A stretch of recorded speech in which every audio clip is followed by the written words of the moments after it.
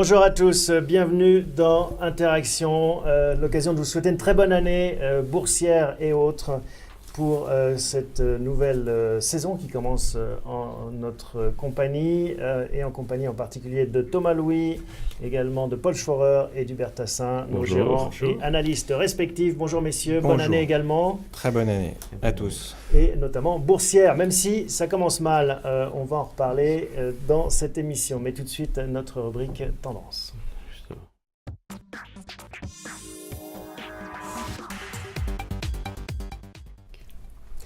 Alors, on va faire un petit flashback sur 2015 parce que forcément, c'est le chiffre que vous attendez. Quelle a été la performance d'Interaction au cours de cette année 2015? Sans plus attendre, Thomas, vous nous livrez...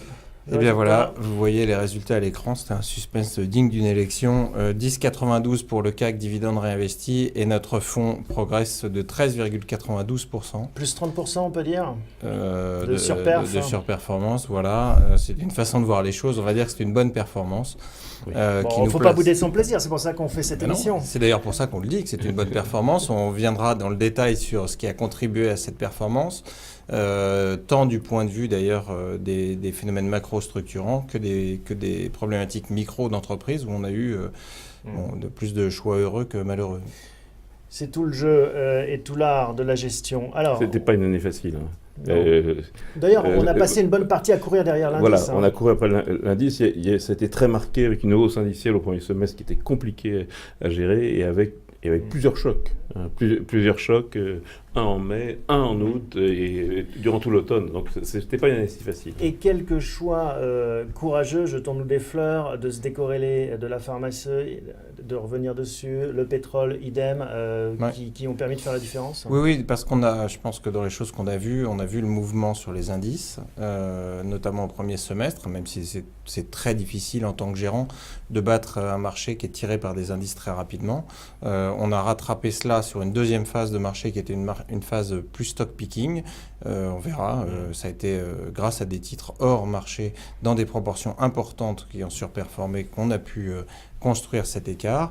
On l'a notamment construit à la baisse, ce qui est toujours mieux dans une gestion, c'est en étant investi quand même quasiment en permanence. Donc ça prouve que on avait lu ça, on avait lu le phénomène pétrole, on a été un petit peu déstabilisé, et comme on l'est à nouveau par la dévaluation du yuan, mais qui est dans la droite ligne de ce que Paul évoque depuis un moment au travers du yuan comme monnaie de réserve, faut s'y habituer. Le choc pour l'économie mondiale. Bon, on va avoir l'occasion d'en reparler cette année. Et le choc a été amplifié sur une classe d'actifs qui était le luxe, qu'on avait évité, non pas forcément à cause de ça, mais surtout à cause des multiples de capitalisation qui étaient très élevés. Très élevés. Alors, on va aussi se comparer à nos petits amis mondiaux. C'est l'autre graphique que je vous présente, les indices boursiers en monnaie locale. Oui, et je pense qu'il est intéressant de voir que le paysage dans le monde est peut-être un peu moins joyeux que celui qu'on a en France. Une fois n'est pas coutume. Si on prend l'ensemble des pays occidentaux, qu'on peut aussi appeler endettés, les performances sont globalement négatives, moins 2,74, mais chez les émergents, en devise locale, tout ça c'est en dollars bien entendu, on est dans une situation où la performance est de moins 16,96%.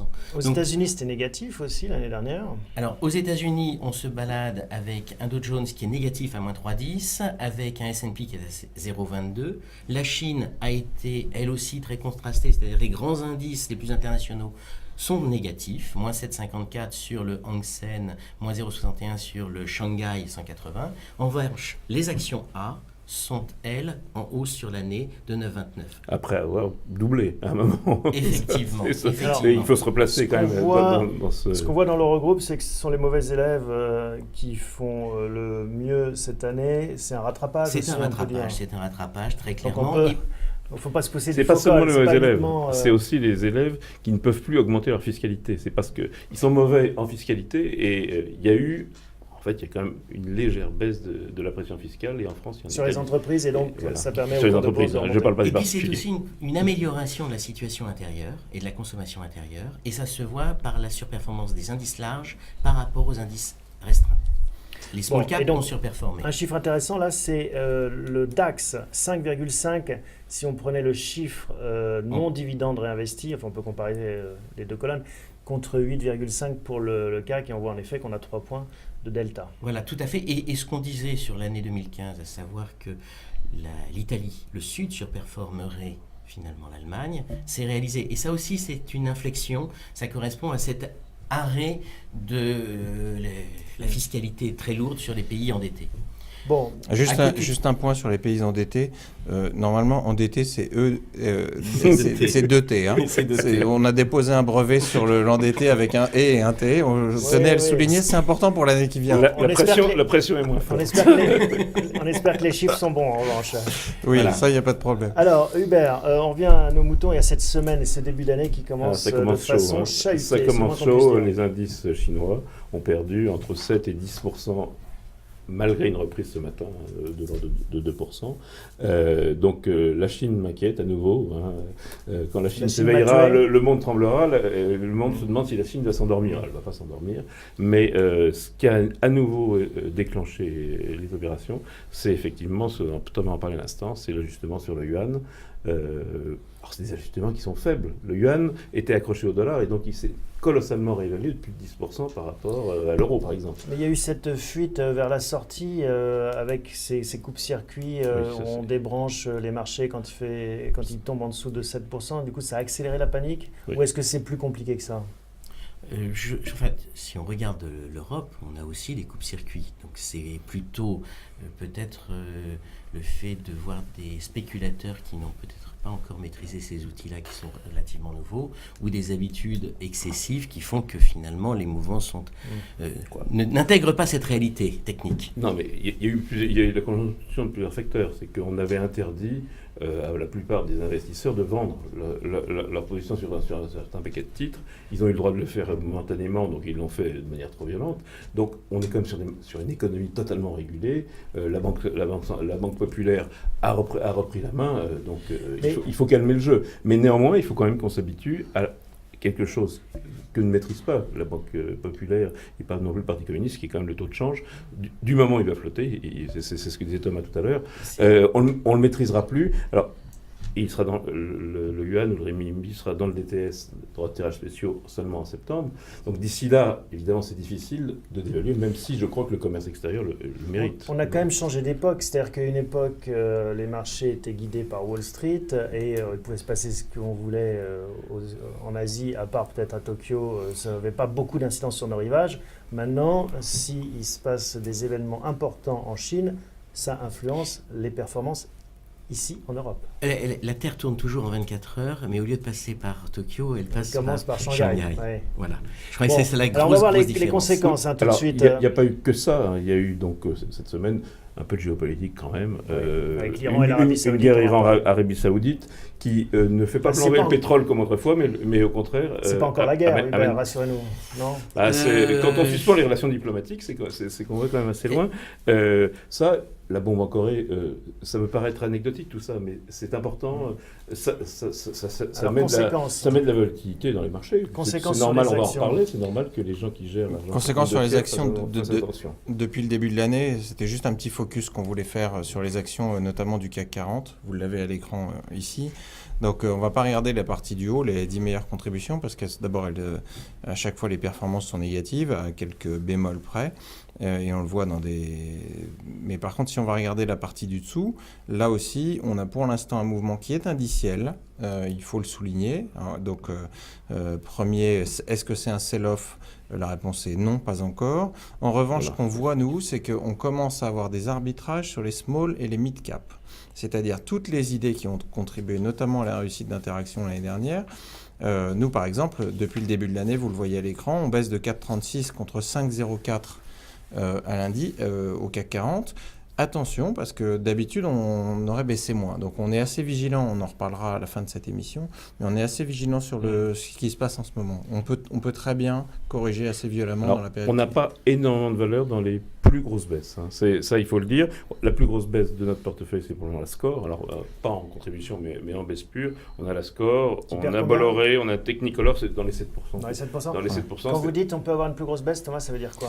Ça veut dire que le marché, si d'aventure ça dégénère un petit peu plus et si la Chine n'est pas va plus mal qu'on pense, alors c'est toujours très difficile d'avoir une idée sur la Chine, mais en revanche, les marchés restent relativement élevés. J'en parlais avec Paul ce matin.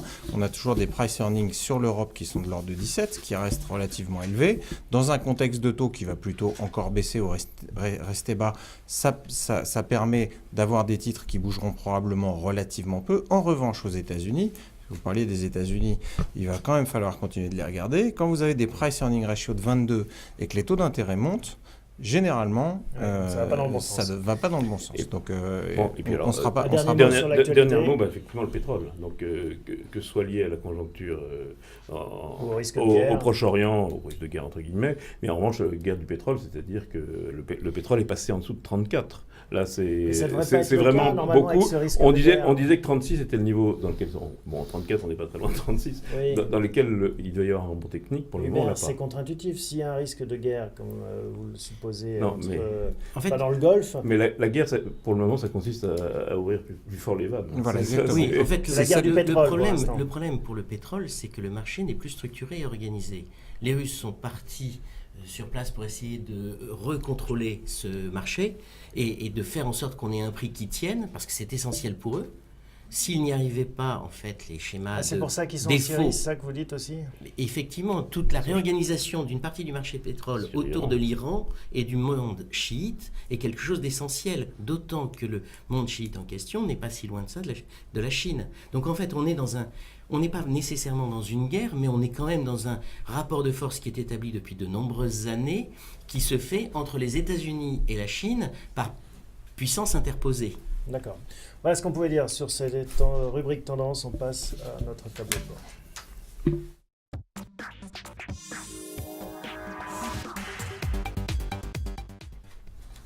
Alors, on va voir s'il y a le feu tout de suite avec ces les feux. Dans les feux, je vais laisser Paul commenter l'indicateur qu'il a choisi après. Mais ce qu'on voit, c'est que paradoxalement, les feux vont mieux. Ils vont mieux parce que ils n'ont pas pris totalement la dimension géostratégique dans les indicateurs qu'on a, sauf peut-être celui des perturbations qui aurait pu être concerné par cela. Paul en reviendra dessus.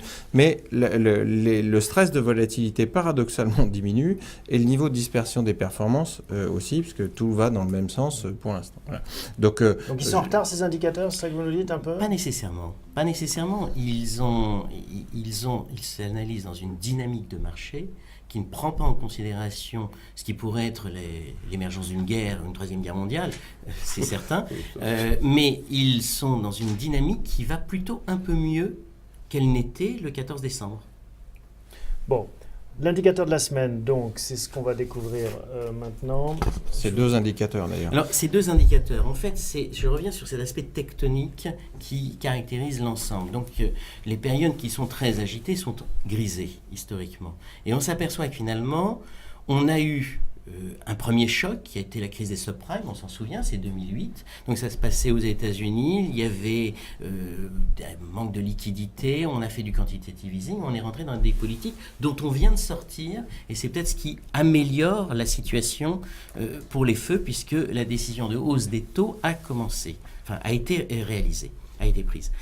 La deuxième période, ça a été la transmission à l'Europe de ce manque de liquidité et de cette crise, avec d'abord des souverains qui ont été un petit peu malmenés, avec la crise grecque qui a commencé, puis un deuxième moment qui a été en 2011, avec un manque de liquidité dollar pour financer le commerce international en Asie, qui était financé par les banques européennes. Donc ça, c'est le graphique de gauche, le niveau des perturbations. En fait, on le retrouve des deux côtés, d'ailleurs. La zone grise. Donc. Voilà, la zone grise, on la retrouve en B. Effectivement, c'est à ce moment-là qu'on a mis en place le sauvetage de l'euro et qu'on est arrivé à quelque chose qui a été plutôt bon pour les marchés. Et comme on s'ennuyait, on réinvente une autre crise qui vient de Chine cette fois. Et voilà. C'est-à-dire qu'en fait, on fait le tour du monde. Alors, est-ce que la question qui se pose aujourd'hui, c'est... C'est la dernière ligne, donc C maintenant, qui réapparaît. Voilà. le yuan, ça a commencé cet été, et le yuan est devenu finalement une des monnaies qui rejoint l'ETS, ce qui veut dire qu'en fait, il y a une solidarité internationale vis-à-vis du yuan. Donc les problèmes chinois deviennent aussi nos problèmes. Ça, c'est quelque chose... La planète se on rétrécit. le savait, mais on nous l'indique autrement. D'accord. Et la question, c'est est-ce que ça va suffire ou est-ce qu'on va avoir d'autres problèmes en Chine et la à ce réponse, moment-là, on aura des le marchés prochain beaucoup numéro. plus agités. Et Hubert. je pense que c'est ce point-là qui apparaît aujourd'hui, c'est qu'en fait, on a réglé une crise finalement cet été, ça s'est bien terminé. Est-ce que c'est suffisant ou est-ce que ça ne l'est pas? C'est la vraie question. Donc, Paul a prononcé un mot, c'est on sort des mesures qui ont été prises après les subprimes. Les subprimes, pour ce qui me concerne, leur origine a été le transfert de la construction de la valeur ajoutée des pays riches vers la Chine. Maintenant, on va dans l'autre sens, donc on en sort, et effectivement, on rapatrie. Donc, je ne suis pas d'accord avec Paul sur la Chine, on en a souvent parlé. Je pense que la Chine... Effectivement, on est solidaire d'un État qui est un État totalitaire où tous les comptes sont truqués. Donc on ne peut pas être vraiment solidaire, mais on est obligé de l'être un peu. C'est ça qui va donner des chocs. Hein. Il ne faut pas se faire d'illusions. Mais on a rapatrié la valeur ajoutée aux États-Unis et en Europe, voire un tout petit peu au Japon. Alors, il y a des zones émergentes qui vont s'en sortir, sans doute, l'Asie du Sud-Est, sans doute l'Inde, mais le reste du monde émergent est sous une pression considérable à cause des matières premières. Hein. En fait, c'est justement la problématique où le yuan existe, mais toutes les monnaies émergentes étaient jusqu'à présent assez fortement indexées à une monnaie majeure, et en particulier au dollar. La Chine l'était aussi. Là, elle est en train d'en sortir. Est-ce qu'elle sort toute seule? Est-ce qu'elle sort avec les autres pays émergents? Certainement pas tous, en tout cas. Et donc, il reste que le retrait de la liquidité dollar impacte l'ensemble de l'activité mondiale. Mais au final, ça devrait être plutôt bon d'avoir 3 zones monétaires fortes, euro, dollar et yuan, plutôt qu'une seule qui était le dollar à terme. Moi, je ne pense pas que la Chine soit en rien comparable avec les autres zones. Donc c'est ça qui complique le jeu. Ouais. Ça va mettre beaucoup de temps. Pour le moment, le fameux rééquilibrage du modèle chinois avec plus de services et plus de consommation et moins d'export, c'est d'abord moins d'export. Donc ça se rééquilibre négatif. Oui. Avant que ça se rééquilibre positif, ça va prendre du temps. Et attention, la Chine, on le verra dans les structurants probablement lors d'une prochaine émission, la Chine, c'est la classe moyenne que nous visons, qui va être le thème structurant de la Chine pour l'année qui vient. Donc, alors, un truc qui ne change pas cette année, c'est la météo qu'on va découvrir tout de suite. Et oui, voilà. je sens que ça fait rigoler tout le monde. Ceci dit, je vous rappelle que la météo en mode 3 dit un temps incertain, et le moins qu'on puisse dire, c'est qu'on a l'impression que de temps en temps que ça va bien et que parfois ça va mal. Eh bien, il n'y a pas d'euphorie, il n'y a pas non plus de pessimisme. Il n'y a pas de tempête non plus, parce qu'on aurait pu imaginer un mode 4. Mais on peut basculer en mode 4, notamment si les facteurs géostratégiques et notamment ce glissement du mode yuan, du mode dollar en mode yuan, ou l'émergence de cette devise est mal lue par les marchés, on peut rentrer dans un mode panique. C'est pas excluant. C'est justement la clé du sujet. Et le différent qu'on peut avoir sur la Chine, c'est que on a tendance, nous, à penser que malgré tout, il faut regarder le verre à moitié plein. Oui. Et c'est ce qui fait la différence.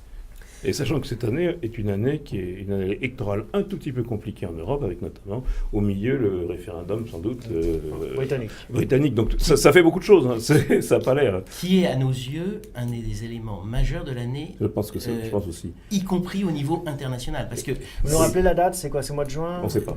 C'est pas encore fixé de façon précise, mais ça va être avant l'été, normalement. Et surtout, c'est de mon point de vue quelque chose qui signifie que la tradition anglaise qui empêchait l'accès de la Russie aux mers chaudes est en question.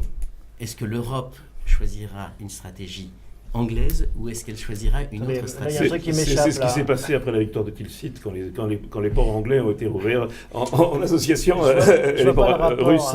Si. Avec les mers chaudes, là, tout d'un coup, on parle de pêche à la sardine. Et effectivement, ça donne l'impression d'être totalement décorrélé, mais la réalité économique est quand même liée à la géopolitique et au rapport de force. Pourquoi c'est un enjeu, ça, la Russie et les mers chaudes?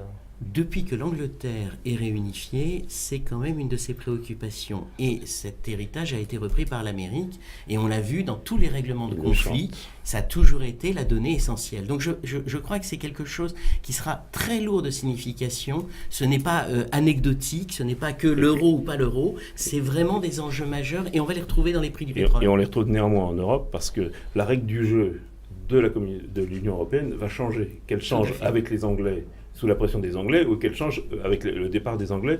Et l'euro, c'est la zone la plus riche du monde. Donc tout ça fait que le mode 3 n'est pas vraiment discutable. Merci. Qu'on puisse dire.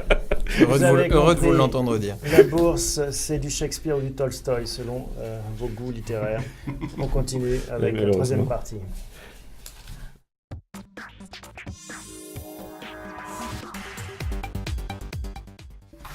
Alors, on va recommencer par se faire plaisir, revenir un peu sur cette année 2015. On passe, Voilà, 13,92, 10,92, donc dans l'absolu 3 d'écart, un petit peu plus un petit peu moins si on raisonne en relatif, mais enfin toujours est-il que c'est un bel écart, surtout avec le dividende réinvesti et avec l'absorption des frais d'interaction. Bonne perf, ce qui nous place dans le premier, quasiment dans le premier quart. Oui. Dans un peu mieux que le premier quart de la gestion sur des gestions de grande capitalisation, puisque cette année, ce sont les small caps qui ont fait de la surperformance au prix d'une volatilité, d'un manque de liquidité que nous n'avons pas dans l'interaction délibérément. Donc voilà une performance sur laquelle donc on peut s'appuyer. Ça, c'est sur l'année écoulée. Et sur la semaine, on le revoit. Voilà, vous avez fait le petit focus que vous aviez déjà vu, moins 4,36 contre moins 5,04 à l'indice dividende réinvesti. Et sur les contributions, vous nous avez apporté un nouveau graphique. Et oui, parce que vu la volatilité qu'on connaît, on voulait juste vous montrer ce qui s'est passé entre le 6 août, qui était le point haut du marché 2015, et le 24 août, qui était son point presque bas. Une correction de moins 15,57 sur le CAC dividende réinvesti, avec un fonds qui a été résilient à 12,46. Puis du 24 août au 6 novembre, un marché qui a repris 13,89, ce qui est redevenu un temps indiciel. Souvenez-vous, on en avait parlé, on en avait fait un petit peu. Et le fonds qui, lui, a remonté que de 10,01. Je voulais juste souligner ça parce qu'on voit dans une année, on voit que la volatilité sur une année où le marché fait 10,92, donc je crois, de mémoire, vous voyez qu'il y a matière à prendre des sacrés claques quand on arrive au mauvais moment. C'est pas un problème d'arriver au bon ou au mauvais moment, c'est un problème d'horizon de gestion. Il faut savoir, il faut avoir du temps devant soi, sinon c'est l'école de la porte de saloon, et pour avoir eu 2 fois le nez cassé, je peux vous dire que ça fait pas du bien, donc, mais en même temps, ça nous permet d'apprendre, c'est toujours pareil. Il faut moins fréquenter les salons. Voilà. Portefeuille d'interaction et du CAC depuis le début de l'année. On revient sur la semaine. Oui, on revient sur la semaine simplement pour regarder si on a toujours du potentiel. Donc ce que vous pouvez constater, c'est qu'on a toujours un potentiel de l'indice de 18,92. Ce potentiel est perturbé par les utilities, par Total et par Sanofi, toujours qui ont des objectifs de cours qui, à mon avis, n'ont pas encore été révisés suffisamment à la baisse. Et donc, ce qui m'intéresse, moi, c'est de savoir que j'ai encore 15,76% de performance sur notre fonds, ce qui, à mon avis, est de bon augure. Sur l'horizon de l'année. Sur l'horizon de l'année, exactement, avec notamment dans les technologiques et dans les semi-cycliques, quelques belles réserves, ainsi que dans les financières. Dans les financières, ce n'est pas forcément les bancaires, ça peut être l'assurance. Avec les perspectives de remontée de taux aux États-Unis, ça favorise quelques-unes de nos grandes compagnies d'assurance, Allianz, AXA, entre autres. Allez, le temps tourne, on va passer à la rubrique gestion.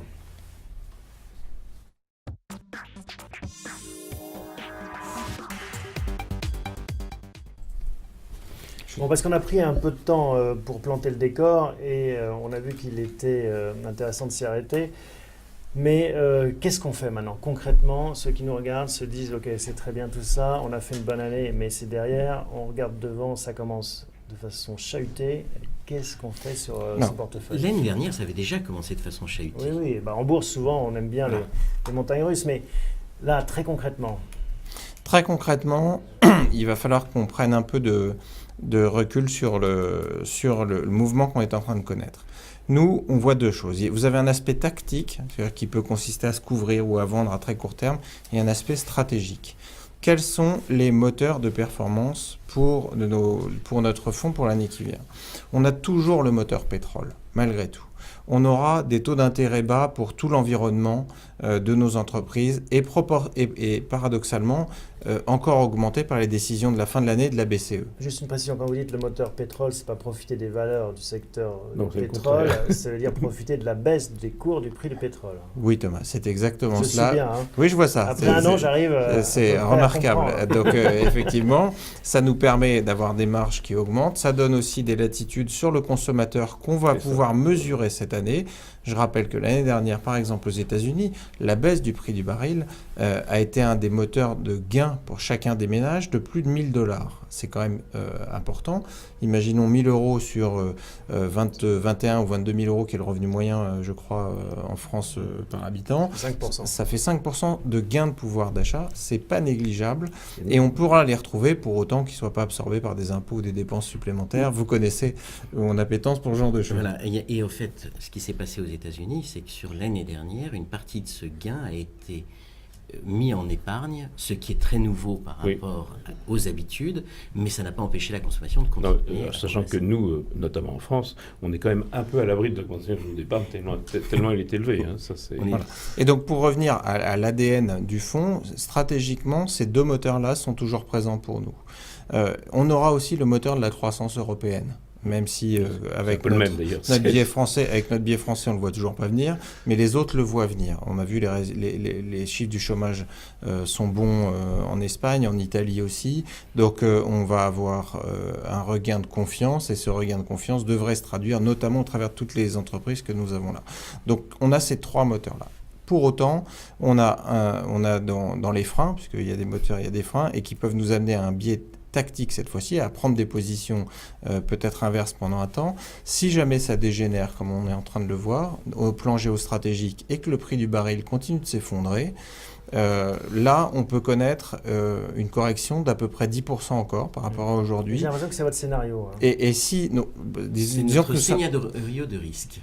Il faut connaître, quand on est gérant, on doit savoir aussi à quoi on peut être confronté. Si on est confronté à une baisse de moins 10 des marchés, paradoxalement, cette baisse ne se fera pas sur les titres de l'indice majoritairement, mais il y aura ces moins 10 sur l'indice, qui dans l'absolu n'est pas grave. En revanche, sur les titres qui étaient des bonnes idées qu'on a fondamentalement en portefeuille, avec des poids non négligeables, on pourrait connaître des corrections de 20 à 25%.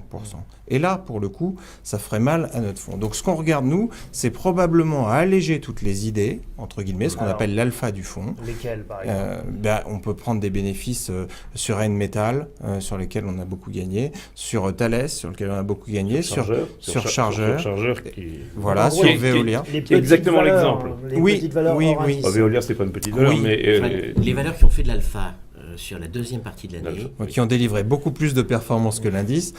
Pardonne-moi, Paul, de te reprendre, mais voilà. Donc qu'on soit tous d'accord. Il va falloir les surveiller parce que c'est celles qui sont à même de corriger le plus violemment en cas de correction. Mais il y a quand même, dans beaucoup de ces valeurs, un effet qui est le troisième effet dont Thomas va parler, c'est l'effet dollar. Oui. C'est qu'on est toujours... Toutes nos entreprises bénéficient avec retard de la baisse du dollar de l'année dernière. Et ça c'est un vrai sujet structurant. Peut-être pas quand ça s'agite autant, mais c'est un vrai sujet. Mais c'est la raison pour laquelle on considère qu'il faut rester sur le marché. Pour revenir à ce que vous disiez tout à l'heure, on va avoir une volatilité forte, donc il ne faut pas se décourager. Mais en revanche, dans la nature ponctuelle du fonds, elle pourra peut-être changer au premier trimestre. Encore un mouvement tactique. Et agrandir cette poche de cash, peut-être aussi. Elle est à 9%. C'est pas mal déjà. Si nous mettions en place des stratégies de couverture, on pourrait couvrir probablement 10% de plus. Il faudrait vraiment qu'on soit noir d'un coup. Mais je préfère, moi, alléger mes idées fortes parce qu'elles peuvent descendre de 20%. Donc cette semaine, est-ce qu'on allège certaines idées Hubert, déjà, sur cette analyse, peut-être un mot. C'est-à-dire que, comme toujours, je suis un peu plus optimiste, mais...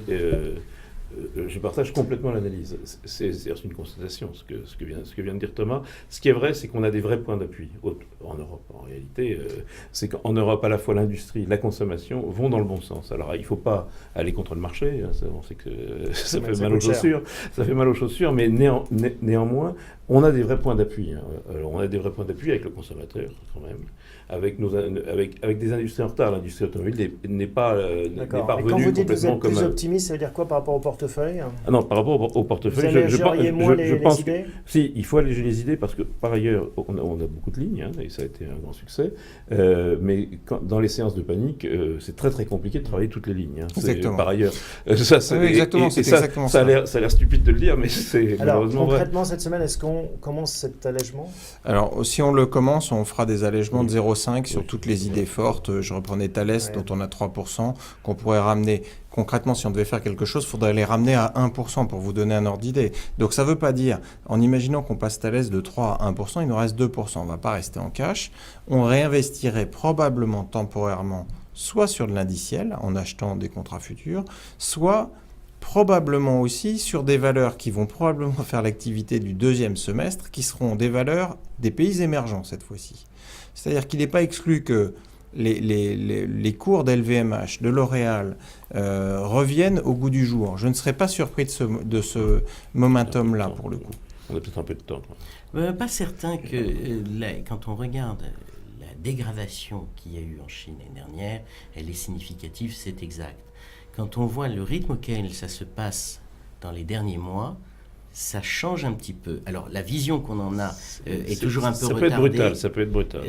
Moi, j'ai tendance à considérer que si la Banque de Chine, si le Parti communiste sont relativement efficaces, et pourquoi ne le serait-il pas, à ce moment-là, on peut avoir un point d'inflexion très violent qui aura des répercussions sur les marchés. Non, mais on a des exemples, effectivement, qui vont dans ce sens-là, qui jouent aussi les consommateurs, notamment européens, américains. L'exemple qui est toujours situé, c'est Burberry. Par exemple, c'est qu'on peut avoir, alors je ne dis pas qu'Hermès ou LVMH ne vendent pas à Paris aussi, mais c'est le contre-exemple, mais quand même, on a un point d'appui avec la consommation européenne, qui est un vrai point d'appui. Hubert, vous êtes notre monsieur idée. Dans ces périodes où les marchés peuvent décrocher, c'est un des scénarios de risque qu'on a évoqué, est-ce qu'on peut quand même avoir des valeurs qui gagnent de l'argent, qui soient complètement à contre-courant? Il y en a toujours, même cette semaine. Quel type de profil? Des hyper défensifs, Nokia a monté cette semaine. C'est exactement, c'est pas exactement, mais c'est le schéma. C'est la star déchue. La star déchue, elle peut monter dans la semaine. Alors, par ailleurs, il y a quand même des opérations. Les taux sont très bas, Thomas l'a dit. Et donc, si les taux n'étaient pas à ce niveau-là, il n'y aurait pas des opérations sur les télécoms comme Orange et Bouygues le monte cette semaine. Numéricable a beaucoup monté cette semaine. Il se passe des choses. On a des points d'appui. Encore une fois, Thomas a décrit les points d'appui, l'Europe, le pétrole et quand même les taux d'intérêt et le dollar. Donc on a des points d'appui. Ce qu'il faut, c'est probablement concentrer pour effectivement éliminer un peu un risque de dispersion qui est formidable quand ça monte, mais qui peut... Alors par ailleurs, c'est bien d'avoir du cash parce que dans les séances de sell-off, je rappelle que dans la séance de panique du 11 août, Thomas a mobilisé en achat indiciel pratiquement 4% du fonds instantanément. C'est mieux quand on les a. Et que ça contribue à la performance qu'on publie en fin d'année. Bon, vous avez compris, l'année dernière, en tout cas en fin d'année, on cherchait quelle valeur pourrait rentrer dans ce portefeuille. Là, on se dit plutôt quelle valeur pourrait sortir pour se regrouper, se resserrer. Et après, on se recentre. Mais effectivement, se recentrer afin de éventuellement parer une fois qu'on aura passé j'allais dire ce qu'on est en train de vivre là, qui est quand même un mouvement assez important, il n'est pas exclu qu'on revienne sur toutes ces idées qui sont fondamentalement des bons titres encore, qui continuent d'avoir des moteurs de performance intéressants, mais qui risquent d'être... Alors c'est toujours risqué, c'est pour ça qu'on n'en sortira jamais totalement, qu'on en gardera un petit peu, mais on sera prêt aussi à se renforcer d'ici un trimestre. Moi qui suis un fanatique du consommateur américain et européen, il y a quand même eu cette semaine une nouvelle négative, c'est